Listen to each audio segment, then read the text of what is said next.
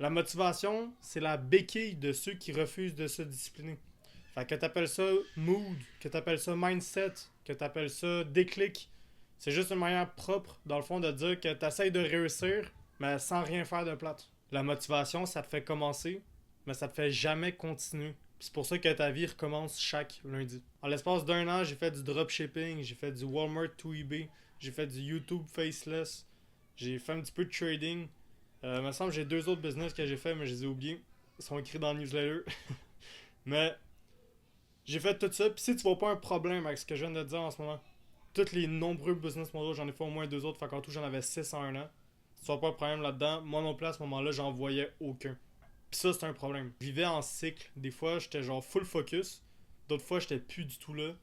Des fois, j'étais juste full distrait par les jeux vidéo. Puis let's go, je m'en claquais des 10-12 heures de jeux vidéo. Fait que dans le fond, j'étais complètement gouverné par mon humeur, complètement gouverné par mes émotions, complètement gouverné par pas mal tout ce qui pourrait m'empêcher de faire mon travail, genre mon mood, des trucs d'un. Puis c'est vraiment plus tard que j'ai compris que j'étais rendu dans quelque chose que j'appelle aujourd'hui l'illusion de la motivation.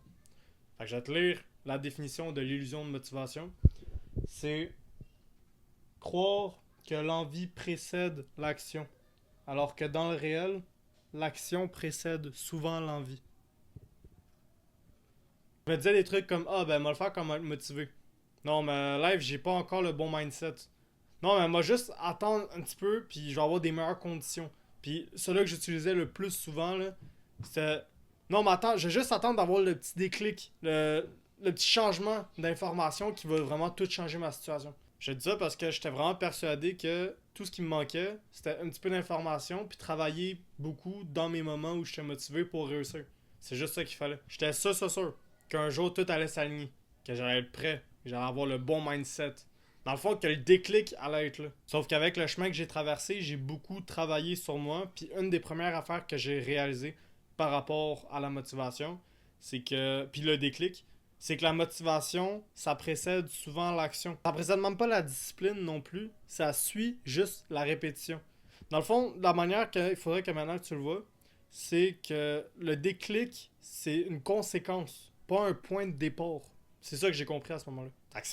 Si t'es un petit peu comme moi, là, moi, avant, j'adorais parler de mes projets à tout le monde.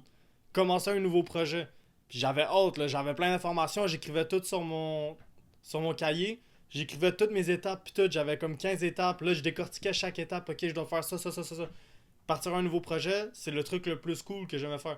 Puis après, je m'en racontais à tout le monde. Là, j'élabore avec eux. Puis là, j'essaie de. En leur parlant de mon projet, je trouve des feuilles dans ma propre préparation. Fait que je suis capable d'encore mieux préparer. Fait que ça renforce. C'est comme un renforcement psychologique, conditionnement positif de ton cerveau. Puis ça te donne le goût d'en faire encore plus. Puis plus tard que j'ai réalisé aussi, c'est que ça, c'est pas pour rien que les gens adorent faire ça. Ça développe une grosse dopamine dans ton cerveau, similaire à comme si tu avais réussi ton objectif. L'objectif que tu es en train de parler à tout le monde. Fait que c'est pour ça que ton cerveau il est autant attiré vers ça, puis c'est super négatif. Généralement, ça va t'empêcher de réussir ton objectif pour vrai. Fait que c'est comme un des pires trucs que tu peux faire, parler de tes objectifs aux autres. Ce qui est chiant. Puis une fois que j'avais parlé de tout ça aux autres, ce que je détestais faire, c'était répéter. C'était quoi, là maintenant, c'est le temps d'exécuter. Fait que là, je dois choisir toutes mes actions. Maintenant, je dois faire toutes mes actions.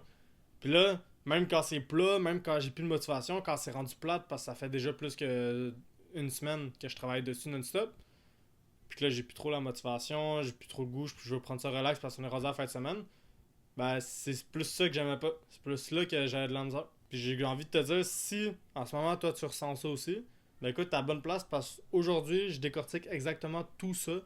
Puis ensemble, on va arriver à un bon point à la fin. Déjà, la première étape pour résoudre notre problème, c'est comprendre c'est quoi la motivation. Motivation, c'est une émotion qui monte, qui va descendre, qui va apparaître, qui va disparaître à des moments au hasard. Fait que c'est instable parce que c'est une émotion. Puis le gros problème avec ça, c'est qu'on va se baser dessus pour commencer des projets, pour reset, puis aller faire d'autres projets, pour savoir si on est engagé envers quelque chose, pour tenir des promesses. Alors que la motivation, c'est censé être juste un byproduct, c'est juste censé être quelque chose de plus. T'es pas censé partir. Oui, tu peux partir les affaires parce que t'es bien motivé, mais c'est pas la motivation qui te permet de le partir. C'est parce que c'est une bonne idée, puis tu vas avoir une structure qui va t'accompagner avec. Là, si tu commences à me connaître un petit peu, tu sais que j'adore apporter des nouvelles perspectives sur des problèmes qu'on pense comprendre. Fait que ma nouvelle perspective, j'en ai appliqué une là-dessus. Après que je sois complètement sorti du problème, j'ai commencé à faire des recherches pour essayer de voir, ok, moi, comment j'ai fait pour sortir du problème, c'est quoi la méthode que j'ai utilisée. Puis concrètement, est-ce qu'il y aurait des manières que j'aurais pu optimiser le processus? Parce que moi, mon processus de sortir du flou, ça a pris un gros 2 ans. Puis là, j'ai essayé de vraiment l'optimiser le plus possible pour que quelqu'un, ça puisse y prendre beaucoup moins de temps. Puis d'ailleurs, j'ai réussi à tout le faire. C'est un petit peu le programme que j'ai en ce moment, que je pars, il part bientôt d'ailleurs. J'ai réussi à transformer le processus que moi m'a pris 2 ans, je l'ai transformé en 3 mois, bien structuré direct. Parce que moi, la structure, ça m'a pris du temps à développer, je savais pas que c'était essentiel au début. Puis me sortir tout seul d'un gros problème, c'est vraiment tough. Comme avec n'importe qui. D'habitude, il faut de l'aide d'un expert dans le domaine. Fait que quand j'ai essayé de faire pour la motivation spécifiquement, j'ai fait le même processus. J'ai essayé de découvrir, ok, l'illusion de la motivation, comment j'ai fait pour vraiment sortir de ça. Puis j'ai essayé d'identifier exactement quelle étape concrète que j'ai faite. Généralement, elles sont quand même toutes similaires, mais il y a quand même des différences entre chaque sortie de flou, on va dire. Parce que tu as plusieurs types de flou. Mais tu dois sortir de toutes les illusions, tous les types de flou pour être capable de devenir fonctionnel. Puis chaque sortie, oui, est similaire, mais il y a pareil des patterns. Il y a des patterns qui sont similaires, mais la solution en soi est différente parce que chaque problème est différent aussi. Puis pour notre problème de motivation, c'était un cycle qui se faisait en 6 étapes. Premièrement, c'était le pic d'émotion qui menait à l'engagement excessif, qui menait à la fatigue, qui menait au relâchement, qui menait à la culpabilité, qui menait au reset. Fait que si je te donne plus de contexte pour que tu puisses bien comprendre. Avant que je commence le dropshipping, ok, je venais juste d'écouter une vidéo de motivation. Je me rappelle plus la vidéo de motivation exacte, mais je me rappelle que j'étais full motivé là, parce que j'avais déjà entendu beaucoup de fois dropshipping avant, mais ça m'avait pas intéressé plus que ça. Sauf que là, j'avais vu quelqu'un qui avait fait beaucoup d'argent. Fait que j'ai été écrire dropshipping sur internet, sur YouTube. Puis genre, j'ai swipé un petit peu les vidéos. J'ai trouvé une vidéo de quelqu'un qui avait de l'air chill. Fait que j'ai regardé sa vidéo, ça avait de l'air incroyable. J'étais comme, oh my god, il faut à tout prix j'essaie ça. Fait que j'étais super motivé. Qui est d'ailleurs bof, en tout cas, ma stratégie à ce moment-là, mais c'est pas grave. Là, j'ai décidé de me partir. Ok, moi dans ce temps-là, je jouais 12 heures environ aux jeux vidéo par jour. J'allais pas travailler, puis j'allais plus à l'école. Mais t'as ramassé une grosse somme d'argent, c'est complètement un autre sujet parce que c'est un mindset complet que j'ai là-dessus. Mais c'est pas grave. Fait que je continue l'histoire. Dropshipping, super motivé, ok? Fait que là, je décide de prendre 10 heures de mes 12 heures que d'habitude je joue aux jeux vidéo. Fait qu'il me reste juste 2 heures de jeux vidéo. Les jeux vidéo, pour moi, c'était assez important à ce temps-là. Fait que impossible pour moi d'avoir 0 heure de jeux vidéo. Je m'étais laissé un 2 heures, puis j'avais 10 heures de travail où je focusais entièrement dropshipping. J'ai fait ça pendant les 2-3 premiers jours environ. J'ai commencé un mercredi. Je me rappelle que c'était un mercredi, parce que je me rappelle que la fin de semaine était proche, puis que j'ai juste travaillé 3 jours. Je me rappelle aussi que j'ai travaillé pile 3 jours. Fait que j'ai travaillé les 3 jours. Fait que mercredi au complet, jeudi au complet, vendredi au complet. Samedi est arrivé, on était la fin de semaine. J'étais quand même fatigué d'avoir travaillé 30 heures en tout. Là, je te dis 10 heures, c'est peut-être un petit peu plus que 10 heures, peut-être un tout petit peu moins aussi. Mais à me semble je m'étais donné un bon gauge de 10 heures. Fait que, en 3 jours, ça fait 30 heures. 30 heures de travail non-stop, là, j'étais KO. J'avais plus envie de travailler. Fait que, arrivé la fin de semaine, je me suis dit, ok, gars, on prend ça relax, 2 jours de repos, on recommence en force lundi. Fait que samedi, j'ai pas du tout travaillé. J'ai été jouer aux jeux vidéo toute la journée, j'ai fait autre chose. Dimanche, même processus qui s'est passé. Puis il est revenu lundi. Là, lundi, je me rappelle plus si c'est lundi ou mardi, mais il y a une des deux journées que j'ai recommencé. Fait que tu vois, déjà ça commence mal. Tu vois déjà que l'engagement est plus pareil. Là. Le mercredi, quand j'ai commencé, full motivé, 10 heures de travail, tac tac, pis tout. Là, lundi, plus sûr. Fait que là, il y a eu de l'anxiété. Je sais pas si j'ai commencé le lundi ou le mardi, fait que tu vois, en plus, ça m'a même pas marqué. Là, je me rappelle avoir skip des jours cette semaine-là. Fait que j'ai travaillé peut-être 2 jours dans la semaine au complet. Je sais pas c'est lesquels, par exemple. Fait que tu vois, c'était pas très marquant, mais le point reste pareil le même. Puis là, évidemment, comme tu peux t'y attendre, c'est pas en travaillant 50 heures sur un projet que tu commences à faire de l'argent. Fait que là, j'étais super découragé, moi, de pas avoir fait de l'argent avec le produit. J'en avais posté 10 produits de dropshipping différents. Avec mon 50 heures de travail, ça m'a pris, je sais pas, mais toi tu fais un petit calcul rapide, 50 heures de travail, 10 produits, ça fait 5 heures par produit. Puis j'étais déçu de pas avoir fait d'argent avec mes 10 produits. Tellement déçu que je me suis dit, hey, le dropshipping c'est pas pour moi. Fait que j'ai drop le dropshipping, shit. En tout cas, j'ai fait ça à ce moment-là. Puis je me suis dit, écoute, c'est vraiment pas pour moi, faut que je change de business model, puis que j'aille faire quelque chose d'autre. Je m'en rappelle plus que j'ai été faire après. Mais dans le fond, je te racontais tout ça parce que maintenant, c'est facile pour nous de décortiquer l'expérience que j'ai vécue. Regarde ça. Tu fais le premier qu'on avait dit, pic d'émotion. Ben, c'est le moment que j'ai regardé la vidéo. Quand j'ai regardé la vidéo, puis j'ai eu full motivation, puis tout, c'était mon gros pic d'émotion. Là, tu regardes stage 2, l'engagement excessif. Ben, ça, c'est quand je faisais du 10 heures par jour. Alors qu'habituellement, tu sais, je prenais tout ce temps-là pour jouer. Après, t'as eu le stage 3, la fatigue. Ça, c'est quand la fin de semaine est arrivée. Fait que là, j'ai commencé à me dire, je vais prendre ça relax, je suis pas habitué d'en donner autant, puis tout. On recommence ça en force lundi. Là, quatrième stage, relâchement. La deuxième semaine est arrivée. Fait que j'ai bof travaillé, je me rappelle même plus quel jour j'ai fait vraiment.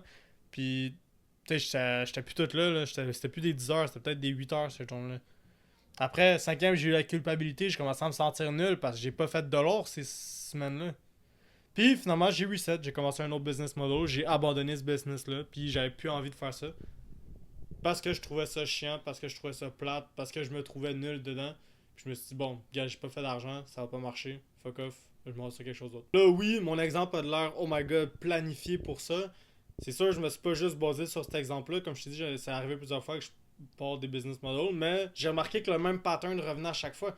Puis c'était ce pattern-là, les 6 étapes que je viens de te donner.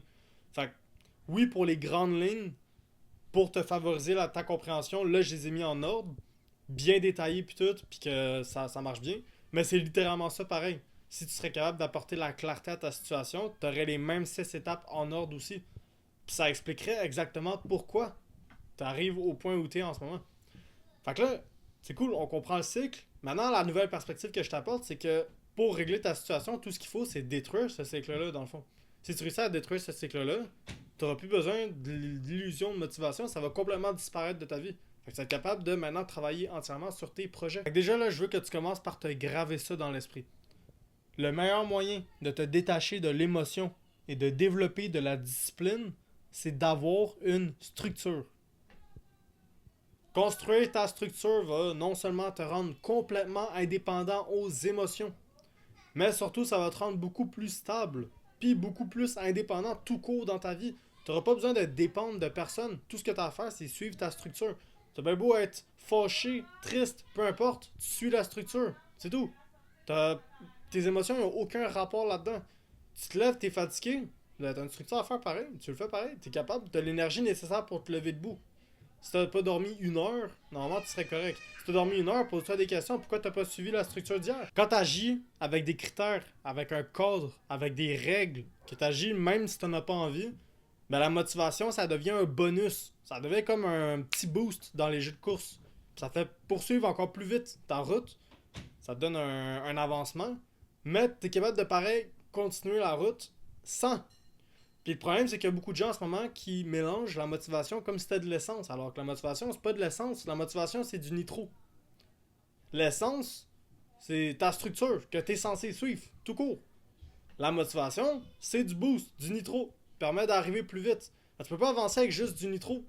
Tu pourrais au début, sauf que tu vas caler vite. Puis justement, c'est ça le problème. Tu vas pas réussir à faire une drag course, drag race ou peu importe la course avec juste du nitro. Tu seras jamais capable de faire ça. Ben justement, tu seras jamais capable de faire ton produit ou ton business au complet avec juste de la motivation. Tu seras jamais capable d'avancer. Puis mettre de la motivation n'importe où, je te dirais que c'est même le meilleur moyen de la gâcher. Au moins, si t'es pour l'utiliser, utilise-la bien pour qu'elle te donne le maximum des résultats qu'elle peut te donner. Fait que là, si t'as bien compris, on va se construire une structure complète. Puis on va la suivre de A à Z. Comme ça, on va être capable de sortir entièrement de l'illusion du flou. Puis être capable de bâtir sur notre projet. Fait que le reste de la lettre au complet va se concentrer exactement sur ce but-là. Construire un processus qui va permettre de détruire le cycle en 6 étapes que je viens de te décrire, puis qui va te permettre d'atteindre ton but à coup sûr. Ça va être sur du long terme, évidemment. Ça va être une structure que je vais te donner parce que, comme je viens de te démontrer, le seul moyen de te séparer entièrement de tes émotions, puis de combattre l'illusion du flou, c'est créer une structure. Fait que c'est une structure qu'on va se créer ensemble. J'essaie de t'expliquer le mieux que je peux. Si jamais tu as des questions ou autres, fais juste comme les mettre en commentaire au pire, puis j'essaie de faire des mini-vidéos, peut-être tuto là-dessus ou quelque chose. Peut-être des shirts pour essayer d'expliquer un petit peu ces affaires-là précisément. Parce que ça m'intéresse toujours de faire des trucs de même. Puis j'ai passé beaucoup de temps à essayer de justement sortir de ça moi, puis le problème c'est que l'identité, c'est un sujet que personne parle sur internet, parce que déjà, c'est pas vraiment super attrayant comme sujet. On est loin de la motivation et la discipline qui sont comme les deux gros mots de oh my god, hey, tout le monde, motivation, motivation, discipline. C'est les deux gros mots que tout le monde n'arrête pas de parler. Identité, c'est genre cool. Quand dans le fond, la majorité de tes problèmes vient de ton identité. Puis quand tu es capable de restructurer ton identité, c'est là que tous tes problèmes, ou en tout cas la grosse majorité, s'en vont. Puis tu es capable de vraiment focus, d'avoir un cerveau qui t'aide au lieu qui te nuise. Ben, j'ai envie de te dire, dur de résoudre un problème quand tu sais pas que c'est un problème. Parce que tu peux pas aider quelqu'un qui veut pas s'aider. Fait que généralement, la première étape, c'est de faire comprendre à la personne que c'est un problème. Puis une fois que tu comprends que c'est un problème, là, tu cherches à t'aider. Fait que comme je te disais tantôt, le meilleur moyen de sortir d'un cycle, c'est d'avoir une structure. Puis la structure que moi, j'aurais aimé recevoir, puis que dans le fond, j'ai observé qui m'a réussi, permis de sortir complètement de l'illusion du flou. C'est une structure en 5 étapes qui comprend le créneau fixe, un seuil clair, une règle non négociable, zéro débat interne, puis le scoreboard. Si t'as remarqué, il n'y a aucun mood, il n'y a aucune inspiration, il n'y a aucun déclic. C'est juste action, preuve, confiance. Puis à force, j'ai commencé à réaliser que je confondais intensité puis stabilité. Puis en vrai, ça a continué jusqu'à temps que je comprenne que la honte venait des cycles, pas du manque d'envie. Fait que là, on va décortiquer ensemble la solution en 5 étapes que je vais te donner, un par un, pour que tu sois capable de l'appliquer. Premièrement, il faut un créneau fixe. Fait que, généralement, t'as peut-être ça. Moi, ça m'arrivait beaucoup. Une bataille quotidienne où tu te dis, oh, aujourd'hui, je le fais dessus ou je le fais pas. La meilleure bataille, là, celle que j'avais tout le temps, c'était littéralement le moment que j'étais censé me lever debout. Mon alarme vient de sonner. Puis là, je commence déjà à débattre dans mon lit. Puis là, je me disais, est-ce que je me lève live ou est-ce que je raccroche, je fais snooze, genre, puis je m'en continue à dormir un autre 5-10 minutes. Première bataille. La journée vient de commencer, j'ai déjà perdu la première bataille, j'ai cliqué snooze, j'ai été me recoucher. Littéralement, c'était moi en plus. Là, je me levais. Bon, ok. Là, je suis censé aller dans ma douche froide. Mais j'aime pas trop les douches froides. Ouais, c'est bon. Ben, écoute, de toute façon, j'ai vu une vidéo là, récemment qui m'a dit que tous les trucs qu'on fait le matin, c'est pas bon. Fait que je vais pas faire aucune tâche le matin que j'étais censé faire, aucune habitude que je me suis mis. Moi, juste commencer direct à travailler. Fait que là, je viens de cope une deuxième fois. J'ai toutes mes habitudes, ma routine du matin que je viens de skip one shot. Puis j'ai réussi à même me convaincre que c'était une bonne chose.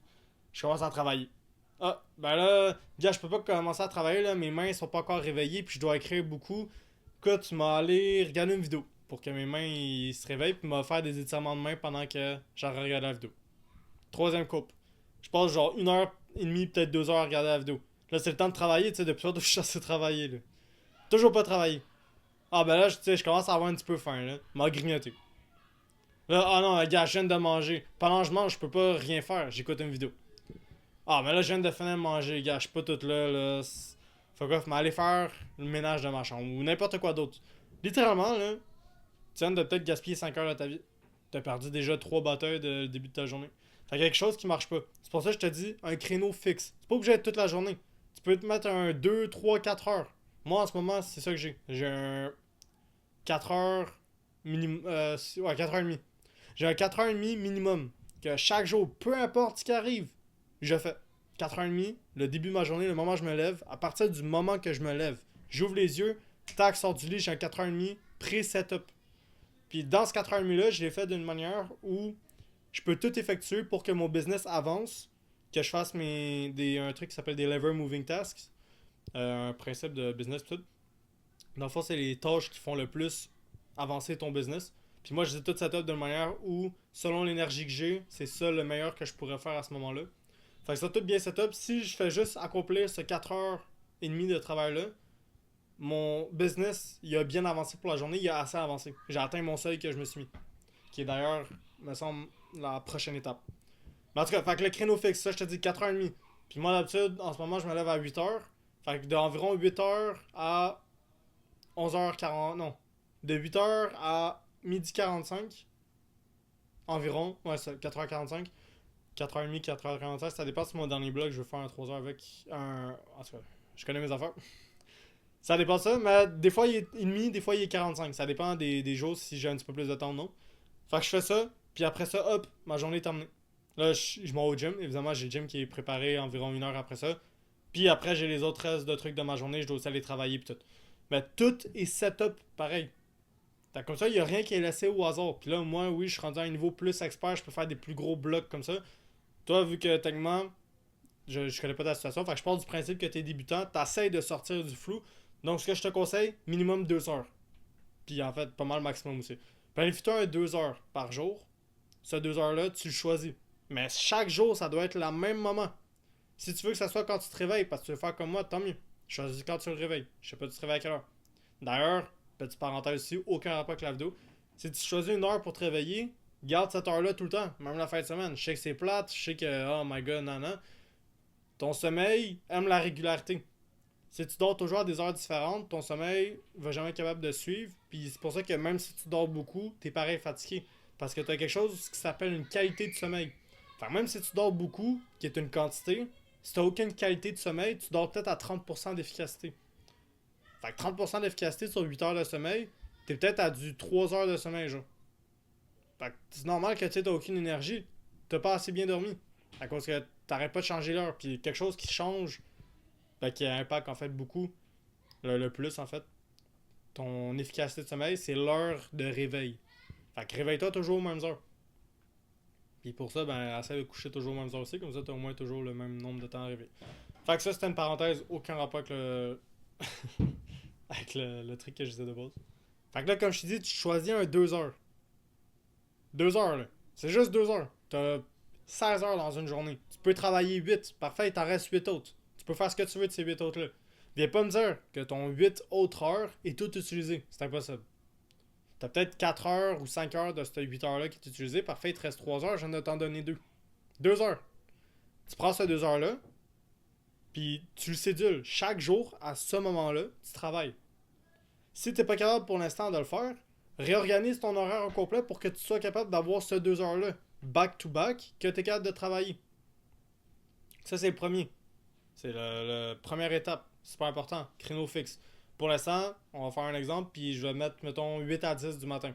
Parce que moi, je me lève à 8. Fait que 8 à 10, on va dire. C'est ça ta première étape. Petite parenthèse aussi, encore une fois, je tiens à dire que ton travail de vie est 100 fois plus important que n'importe quel type de travail que tu pourrais faire 8 heures par jour de n'importe quoi avec un salaire et tout.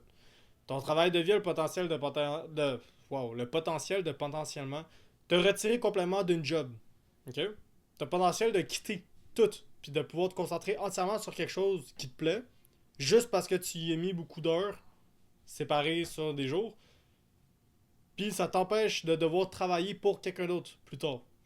Fait que la manière que j'ai toujours vu, c'est qu'une job, c'est une forme de babysitting. C'est quelqu'un qui gère ton temps à ta place parce que toi, t'es pas capable de bien investir pour être capable de créer quelque chose qui va te rapporter un revenu.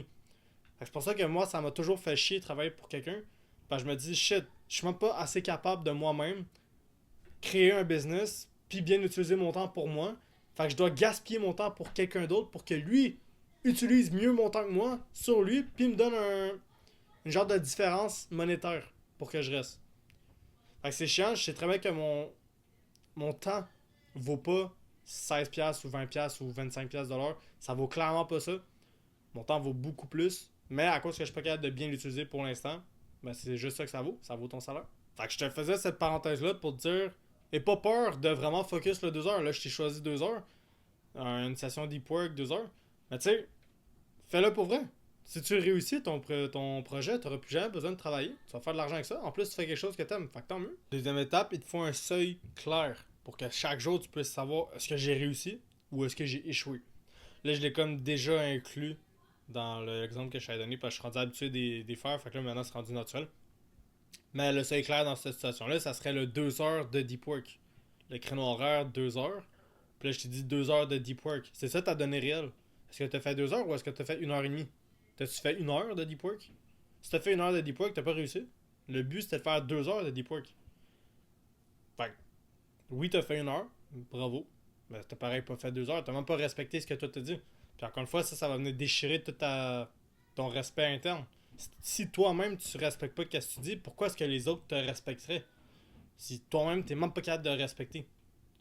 Fait que, ton respect interne commence toujours par toi. Puis tout ce que tu dis doit être vu d'une manière où c'est une pinky promise. C'est une promesse. Puis si tu suis pas avec ce que tu viens de dire, tu viens de gâcher une promesse. Puis la conséquence de gâcher cette promesse-là, ben imagine-toi, si tu as une promesse avec quelqu'un puis t'as gauche, c'est pas si pire, mais c'est environ, on va dire 60 fois pire si t'as gauche envers toi-même. Niveau respect, niveau si t'essaies de mettre une quantification de points, peu importe, avec, c'est beaucoup pire quand c'est pour toi-même que quand c'est pour les autres. Je tiens ce principe-là du fait que t'as beaucoup de gens qui s'insultent, qui vont se dire ah, je suis nul ou des trucs de même. Moi, je dis jamais ça. Je sais que tantôt dans la vidéo, j'en ai parlé, mais je parlais de quelqu'un qui se parlait de même. Le point, c'est que quand tu t'insultes toi-même, je pense que c'est 32 ou 64 fois plus, euh, on va dire, négatif, péjoratif, que si c'est quelqu'un d'autre qui t'insultait. Fait qu'imagine, toi qui t'insultes, c'est comme s'il y avait 64 personnes en même temps qui venaient de t'insulter. Le résultat que ça fait en termes négatifs dans ton corps, c'est le même. C'est pareil. Je me rappelle plus exactement la recherche que j'avais lue là-dessus, mais c'est ça. En voulant dire, en psychologie, c'est ça que tu apprends. Fait que c'est pour ça que tu dois jamais t'insulter. Ça détruit ta confiance en toi. Puis t'en faut pas beaucoup. Puis au contraire, dans l'autre sens, ça marche aussi. Si tu te donnes un compliment à toi-même, ça booste ta confiance en toi de malade 64 fois aussi. Comme si 64 personnes en même temps venaient te dire hey, nice, good job, t'as vraiment fait du bon travail. Fait que devrais peut-être prioriser plus les bons commentaires. Puis si t'as un mauvais commentaire à le faire, tu te dis gars, je vais faire meilleur la prochaine fois. Point. Pourquoi chercher plus compliqué? Fait que l'étape en soi est vraiment facile. Tu trouves quelque chose que tu vas faire. Mettons dans l'exemple, je t'avais dit 2 heures de deep work. Fait que tu trouves quelque chose que tu vas faire pendant ces 2 heures de deep work là qui fait vraiment avancer ton business. Tu n'es pas obligé de faire une seule affaire, tu peux en faire plusieurs pendant ces 2 heures de deep work là. Il faut juste que ce soit 2 heures bien investies. Tu sais, il faut pas que pendant les 2 heures, tu aies fait 30 minutes de deep work, 30 minutes de ah shit, qu'est-ce que je pourrais faire d'autre, 30 minutes de préparation pour le prochain deep work. Tu sais, t'as pas avancé. Fais un vrai 2 heures. Déjà tout préparé, tu sais, t'as déjà fait ta préparation avant. Pendant 2 heures, t'as tes écouteurs, t'as ta musique, t'es focus, porte fermée, téléphone éteint. Tu sais, t'es full focus. Là. Tu travailles pendant full 2 heures, limite, tu vois même pas le temps passer. T'as le timer qui bip pour t'indiquer que ça fait 2 heures, parfait. Mon 2 heures est terminé. Puis là, tu vas voir, t'as avancé de malade, genre. Tu fais ça chaque jour. À la fin de la semaine, c'est même plus comparable. Là, tu vois que, ok, shit, j'ai fait mon 2 heures à chaque jour au même moment. En tout, j'ai 14 heures de deep work. J'ai 7 sessions de 2 heures de deep work. Ça, c'est une donnée réelle. À la fin, tu as un réel résultat. Tu es capable de dire concrètement qu'est-ce que tu as atteint cette semaine. C'est là-dessus que après, tu es capable d'évoluer. Là, évidemment, j'ai pas mis ça dans les étapes. Mais il faut que tu trouves c'est quoi l'étape, le truc que tu peux faire qui te fait vraiment évoluer. Ça serait comme une full vidéo séparée, même un autre newsletter au complet. Mais il faut que tu trouves l'action qui ferait vraiment avancer ton business. Puis moi, je suis pas master de tous les business. Je suis même pas master du propre business que moi-même je fais. Je découvre comme tout le monde. Puis moi, je fais juste essayer d'apprendre plus puis de décortiquer comment moi j'ai vécu ma transformation pour être capable de la reproduire chez d'autres personnes. Fait que c'est un autre, complètement autre affaire. Je suis tout seul là-dedans. Il y a presque personne qui fait ça vraiment. Puis les livres qui sont sur internet ou trucs de même, c'est plus des gens qui veulent vendre des fake méthode qui marche pour tout le monde, alors que moi, la méthode que j'ai voulu inventer, c'est une méthode personnalisée. Personnalisable pour chaque personne. D'ailleurs, tantôt j'ai oublié de mentionner, mais le programme que je te parlais, le lien va être en bio. C'est Spinal Code 90. Si jamais ça t'intéresse, ben c'est là. Troisième étape, une règle non négociable. Ton créneau fixe que tu viens de choisir, là, le 2 heures de 8 à 10, qu'on s'est choisi ensemble, avec ton action que tu fais, puis tout. Ça, là, tout ça, ça doit devenir non négociable. Non négociable, c'est quoi? Ça veut dire que peu importe ce qui arrive, tu le fais. Ah ouais, on t'a dit que tu devais. Ta mère t'a demandé un service à 9 heures pendant ta période de 8 à 10. Même valeur, maman, je peux pas. Je suis occupé, je travaille. Là, je te dis ça parce que moi, ça m'arrive souvent. Littéralement, mon 4 heures que je te dis que je me mets le matin, plein de fois, on me demande hey, tu peux-tu venir m'aider, tu peux-tu faire ça, tu peux-tu faire ça? Non, je t'ai averti d'avance que j'étais occupé à ce moment-là, que je travaille. Je suis comme si j'étais au travail. Comme si j'étais littéralement en train de travailler au McDo. Imagine, là. J'étais au McDo. Puis là, t'aurais ma mère qui viendra au McDo pour me dire hey, tu peux-tu venir m'aider? Hein? Personne ne ferait ça. Mais le McDo, à cause d'un emploi, ok, ouais, un emploi, tu viendrais pas te faire déranger. Chez toi, si tu travailles sur ton business, c'est pas un emploi, donc c'est correct? Non, non, non, non. Des gens qui pensent de même, c'est bizarre. Parce que le travail que tu fais chez toi est beaucoup plus important que l'emploi qui t'embauche, qui te rapporte un salaire stable, oui, mais qui te fait perdre ton temps et qui t'empêche de progresser dans la vie. Si tu fais juste ça. Fait que, beaucoup mieux de te concentrer là-dessus. Puis justement, c'est là que tu vois est-ce que les gens sont vraiment engagés ou non. Parce que moi, littéralement, il y a des gens chez moi qui me demandent d'aider. Malheureusement, si c'est dans mon 4 heures, ils sont déjà au courant. Parce que j'ai mentionné beaucoup de fois, ils font pareil, mais je m'en fous. Ma porte est barrée, j'ai mes écouteurs, puis j'entends même plus quand les gens cognent. Je suis pas là. Faites comme si je suis pas là. Parce que ce 4 heures-là est très important pour moi. Il faut que ça devienne la même chose pour toi. Le 2 heures que tu t'es choisi. Il faut qu'il devienne plus important pour toi que tout le reste de ta journée. Si tu es capable de faire juste ce 2 heures-là, ta journée est réussie. Même si tu skippes le gym, à part si le gym c'est ta priorité, c'est en ce moment. C'est ça, on part du principe que ta priorité en ce moment c'est le travail. C'est de réussir à créer ton business pis tout. Si jamais c'est pas le business puis tu as une autre priorité, ben évidemment le 2 heures de deep work, ça va être un autre donné mesurable par rapport à ta priorité. Alors là, j'ai juste pris une priorité qui était comme si ta priorité en ce moment c'était construire un business. Parce qu'en ce moment, moi c'était pas mal ma priorité. Je pense du principe qu'on se ressemble beaucoup. Parce que j'ai pas par là. Fuck! Priorité, business. Donc, pour réussir un business, une tâche qui va vraiment faire évoluer vers ce sens-là, ben, du deep work. Fait que 2 heures de deep work. Si pendant ces 2 heures-là, il y a des gens qui viennent te déranger, déjà tu prends une note à la fin de ton deep work. Pas pendant ton deep work, à la fin de ton deep work. Tu dis à ces gens-là, désolé, je t'ai occupé, bye. Tu essaies de le plus vite possible retourner à ton deep work. Puis là, tu vas le faire empêcher de focus sur ton deep work. Fait que ça va nuire à ton deep work. Ça te sort du flow state, comme. Ou ça t'empêche tout simplement de tomber en flow state. Fait qu'à la fin de ton deep work, tu vas devoir te rappeler que il y a quelqu'un qui est venu te déranger pis tout. Tu vas juste le noter. Tu fais une petite note. Ok, gars, il y a quelqu'un qui est venu me déranger pis tout. Parfait. Qu'est-ce que tu peux faire la prochaine fois pour que pendant ces 2 heures-là, personne ne vienne te déranger? Puis à chaque fois, tu testes une nouvelle solution pour améliorer. Parce que là, en ce moment, tu n'as pas réussi à faire un full 2 heures à cause que quelqu'un est venu te déranger. Même si c'est peut-être 15 secondes, il est venu te déranger 15 secondes, ça t'a empêché de travailler 15 secondes, puis ça t'a sorti de ta concentration. Le cerveau humain, c'est un outil de concentration. Puis il est bon quand il fait une seule chose, puis il reste focus dessus pendant une longue période de temps. Pas trop longue, il y a un délai aussi, mais assez long. Si il doit toujours se déconcentrer, regarder ailleurs, tac tac, doit prendre une décision, doit revenir, refaire ça, exécuter, revenir, prendre une décision, puis tout, organiser.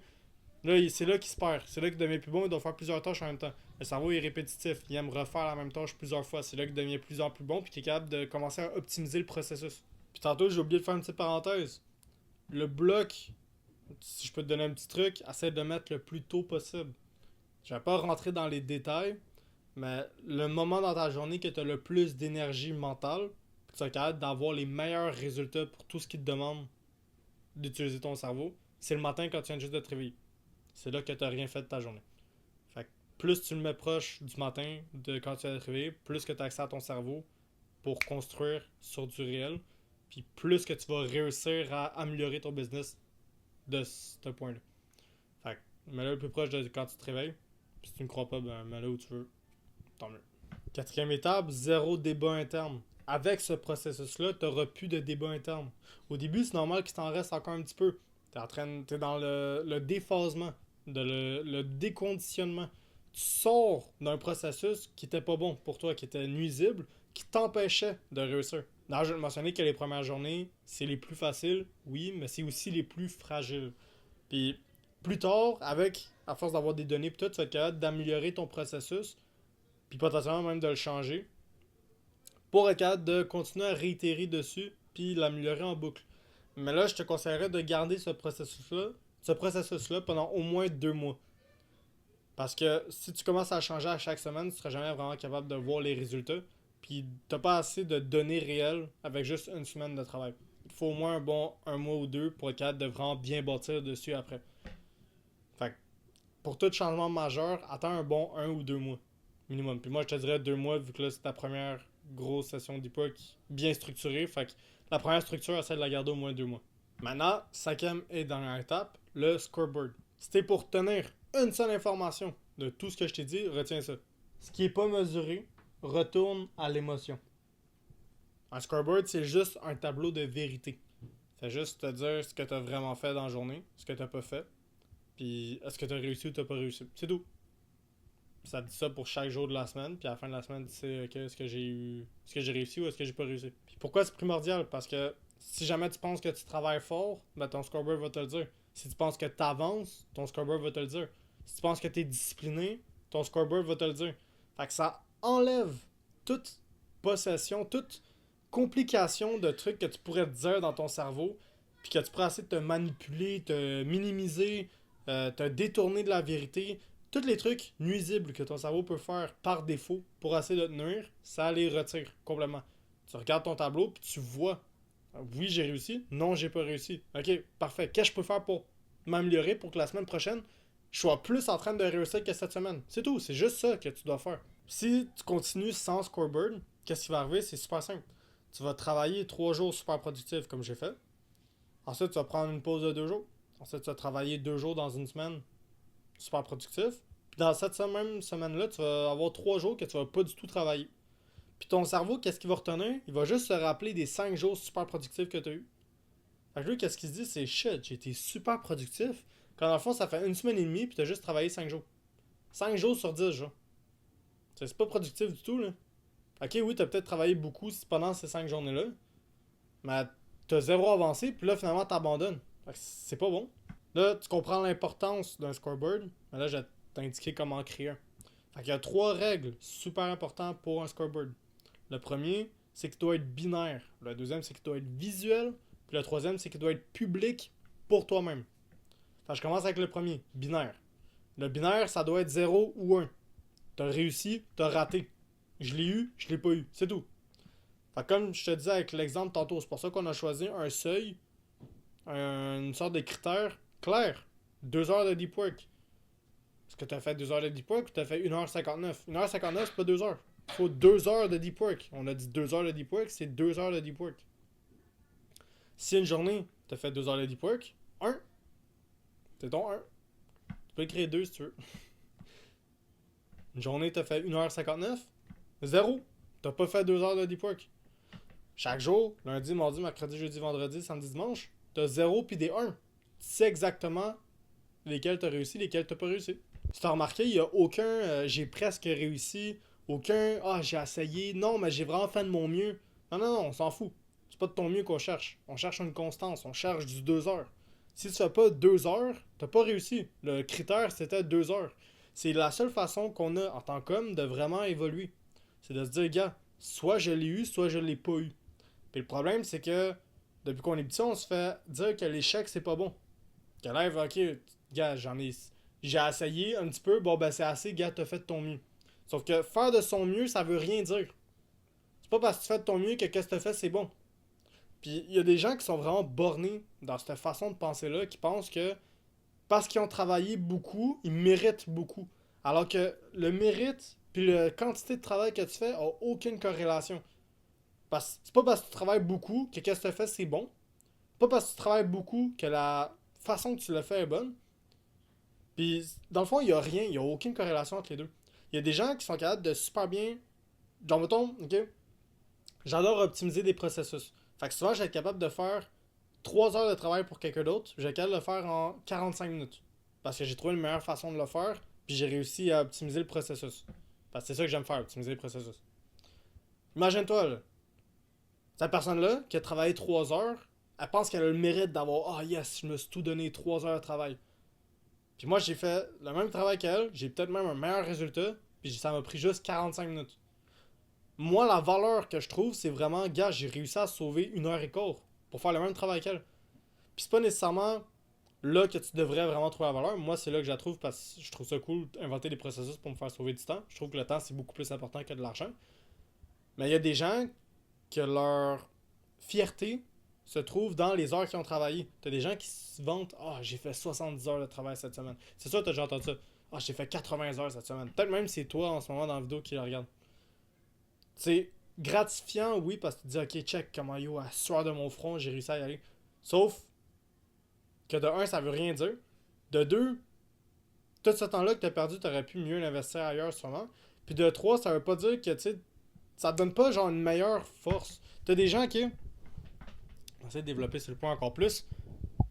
T'as des gens dans l'entrepreneur, le milieu entrepreneur, qui disent, hey, sur ton business, chaque jour, tu serais censé être capable de travailler 12 heures. Puis ils pensent qu'il y a 12 heures puis 10 heures par jour de travail sur ton business, c'est normal. Toujours, j'ai regardé ces gens-là puis j'étais comme, what the fuck.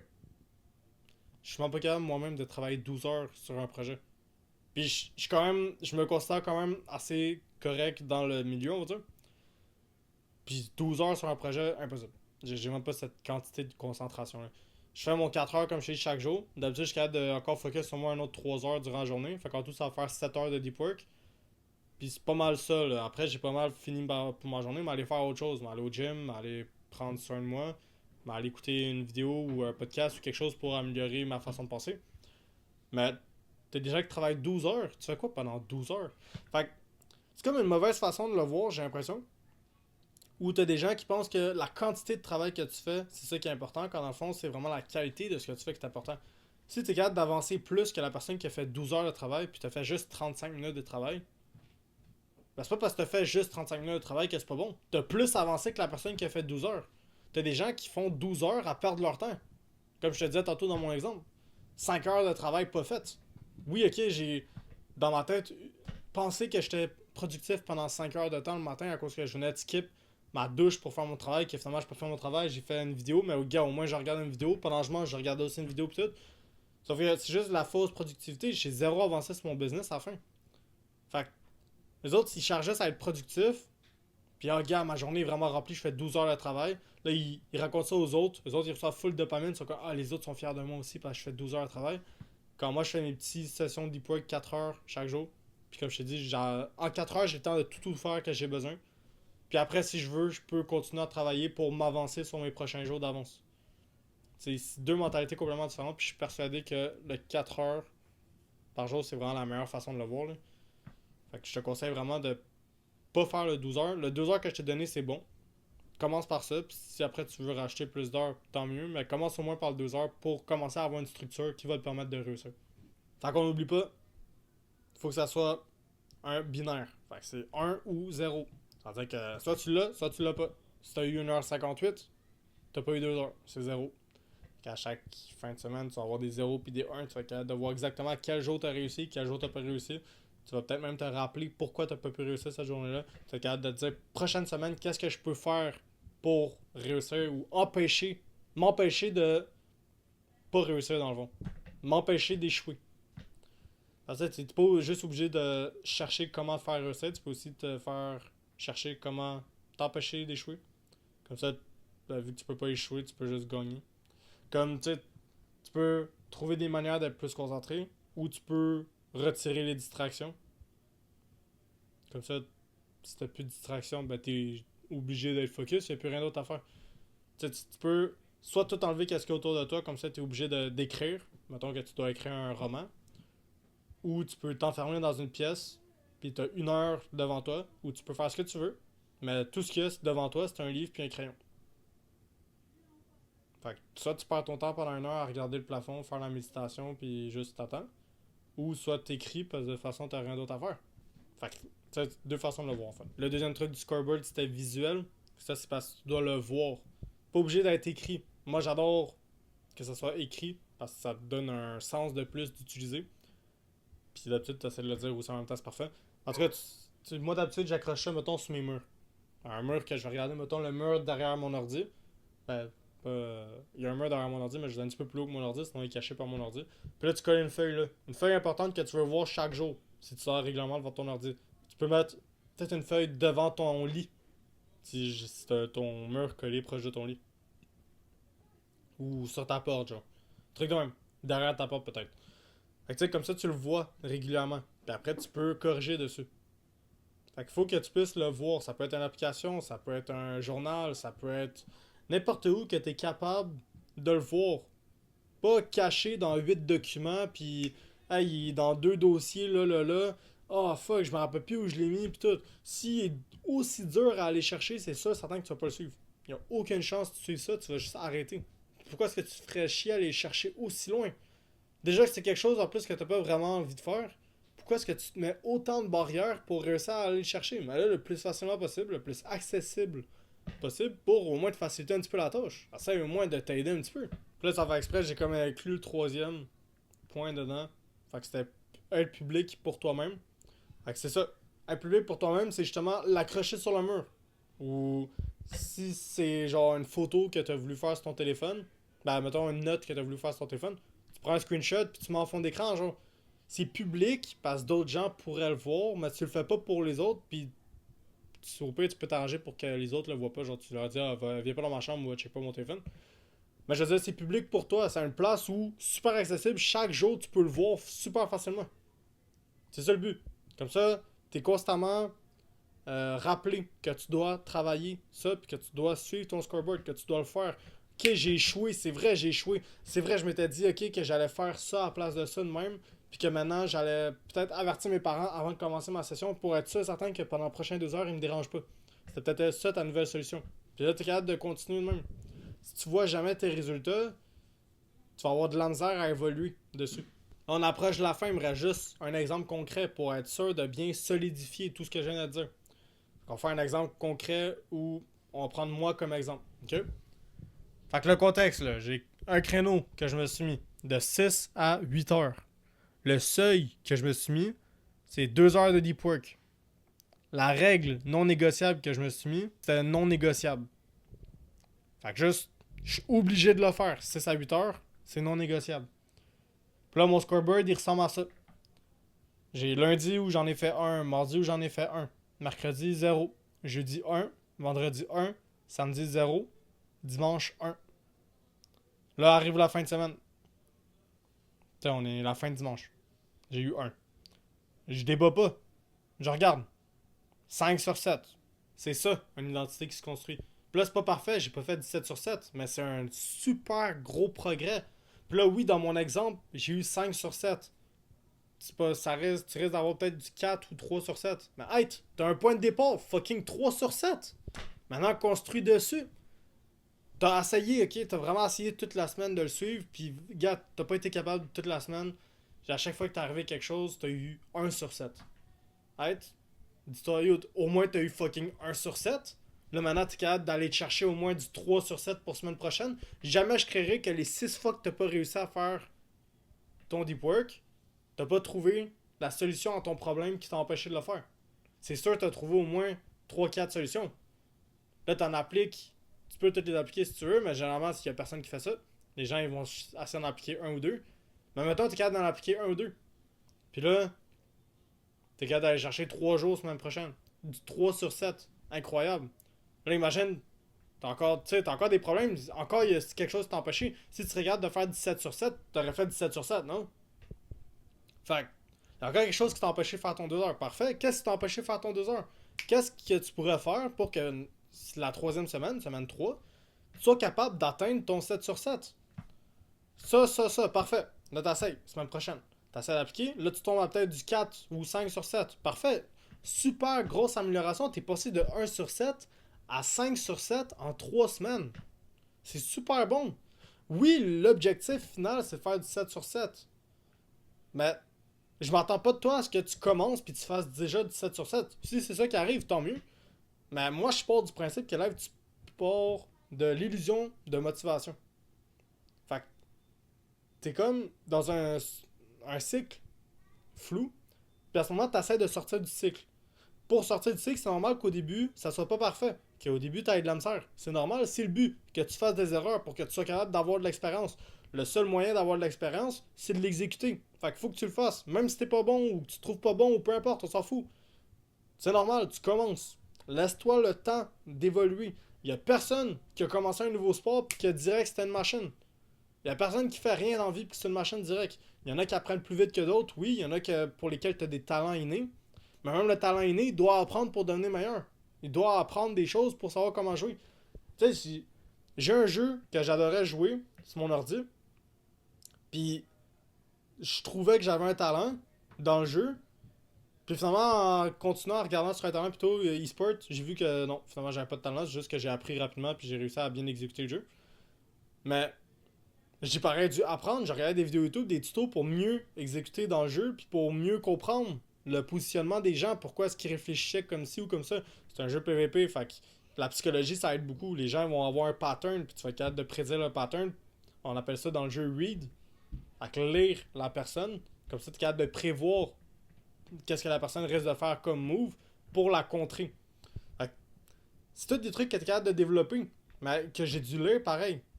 Là, juste à dire aussi, au début, c'est normal si ton scoreboard, tu sais, t'oublies de le remplir ou t'évites un petit peu de le regarder. C'est parce que, dans un sens, il menace l'identité que tu t'es fantasmé toutes ces années-là. Mais c'est justement, c'est bon. Ça, c'est parfait. Commence à essayer de le regarder de plus en plus. Commence à suivre toutes les règles que je t'ai dit. Puis essaye de vraiment le suivre au maximum.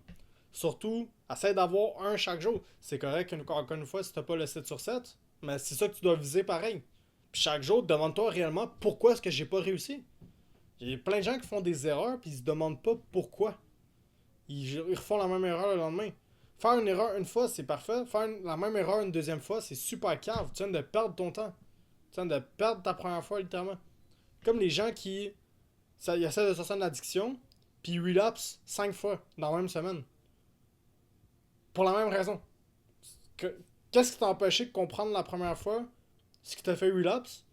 Puis de au moins, limite, t'aurais pu relapse pour une deuxième raison la deuxième fois. C'est pas si grave.